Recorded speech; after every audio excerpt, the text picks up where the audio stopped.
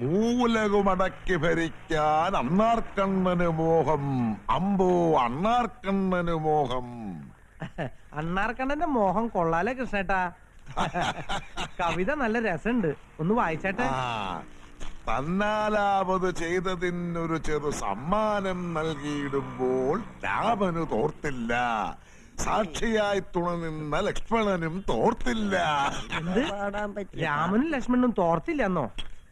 ആരെ ഈ കവിത എഴുതിയേക്കണേ? ഏതോ ഒരു ശ്രീധരൻ പോറ്റി. പോറ്റിയോ? അങ്ങനെ വരാൻ വഴി ഉണ്ടാവില്ലല്ലോ, ഒന്നുകൂടി നോക്കിയാൻ. തന്നാലാപത് ചെയ്തതിനൊരു ചെറു സമ്മാനം നൽകിയിടുമ്പോൾ രാമന് ഒരു ചെറിയ തിരുത്തുണ്ടടാ. എന്താ? രാമന് തോർത്തില്ലെന്നാ. അങ്ങനെ പറ. രാമനോ അതോർത്തില്ല, സാക്ഷിയായി തുണ നിന്ന ലക്ഷ്മണനോ അതോർത്തില്ല എന്നല്ലേ? അതെ അതെ, ഞാനും അതാ വിചാരിച്ചേ. ഈ തോർത്തില്ല തോർത്തില്ല എന്ന് മിമിക്രിയിൽ പറഞ്ഞ കേട്ടിട്ടുണ്ട്. പിടി ഒരക്ഷരം മാറിയപ്പോ സംഗതി അശ്ലീലമായനെ. ഈ കവിതയും നോവലും ഒക്കെ വായിപ്പിച്ച് കേക്കായി ഈ നാട്ടിൽ വിവരമുള്ള വേറെ ആരെ നിനക്ക് കിട്ടിയില്ലേടാ? സ്വന്തം മുതലാളിക്കിട്ട് തന്നെ വേണം. ഇതാണ് ഈ നാടിന്റെ ഒരു കുഴപ്പം. മുതലാളിയാകാനും മന്ത്രിയാകാനും ഒക്കെ കയ്യിൽ പണമുള്ള ഏത് വിവരദോഷ കൊണ്ടും പറ്റും. പക്ഷെ അധ്വാനിക്കുന്ന ഒരു തൊഴിലാളിയാകാനേ തലയിലിച്ചിരി പൈസ വേണം. എന്നോടാ കളി. ഇതാര്? നീ എന്താ ഇങ്ങോട്ട്? കൊച്ചാട്ടനെ കാണാൻ വന്നതാ. ആരാ? വാസന്തിയാ? എന്തേ? അച്ഛന് വല്ലതും? ഏയ് അച്ഛനൊന്നുമില്ല. പിന്നെന്തേ പെട്ടെന്ന് ഈ നേരത്തെ ഇങ്ങോട്ട്? തോമസ് മുതലാളി ഒരു കത്ത് തന്നു.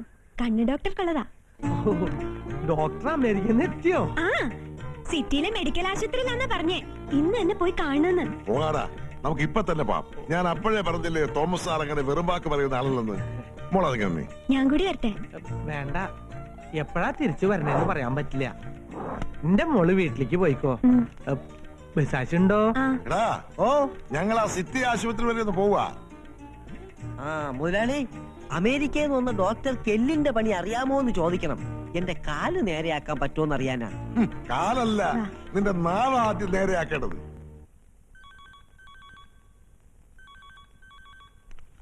Hello, city hospital. Yes, please hold on.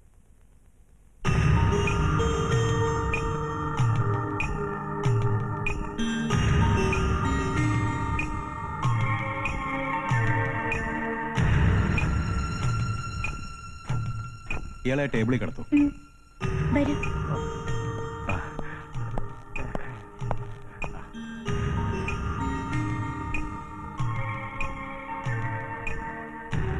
Lights on.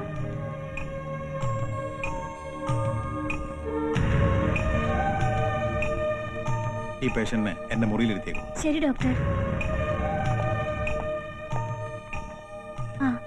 Ramu എഴുന്നേറ്റോളൂ. ഇരിക്കൂ. ex-MP തോമസുമായിട്ട് എങ്ങനെ പരിചയം? തോമസ് സാറ് ഞങ്ങളുടെ എല്ലാമാണ്. ആഹാ. എന്താ ഡോക്ടറെ, രാമുന് കാഴ്ച കിട്ടുമോ? തീർച്ചയായിട്ടും. ഓപ്റ്റിക് നെർവ്സിനൊന്നും ഒരു പ്രോബ്ലം ഇല്ല. എന്ന് വെച്ചാ രാമുവിന്റെ കണ്ണിലേക്കുള്ള ഞരമ്പുകൾക്കൊന്നും ഒരു കുഴപ്പമില്ലാന്ന്. കണ്ണ് ട്രാൻസ്പ്ലാന്റ് ചെയ്താൽ, അതായത് കണ്ണ് മാറ്റി വെച്ചാൽ കാഴ്ച കിട്ടും. ഞാൻ പറഞ്ഞില്ലേ, നിനക്ക് ഭാഗ്യമുണ്ടടാ.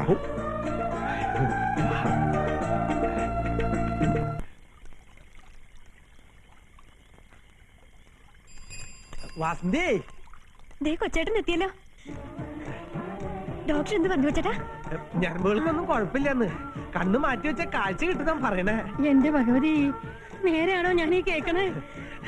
നേരാമ്മേ, ഡോക്ടർ അങ്ങനെ തന്നെയാ പറഞ്ഞേ.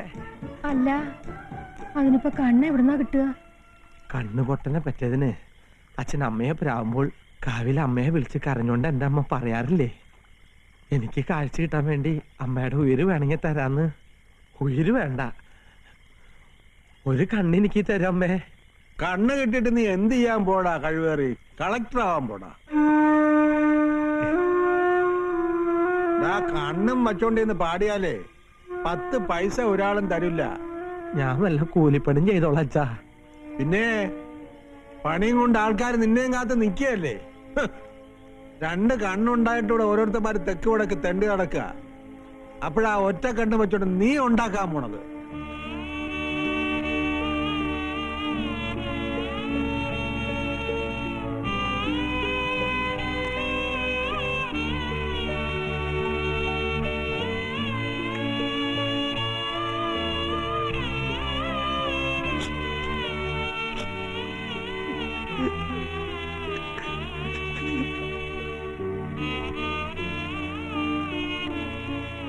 നിന്റെ പാട്ട് കേട്ട് മയങ്ങിയിട്ടൊന്നും അല്ല ആളുകൾ പണം തരണത്, കണ്ണുപൊട്ടം പഠനമുണ്ടാ.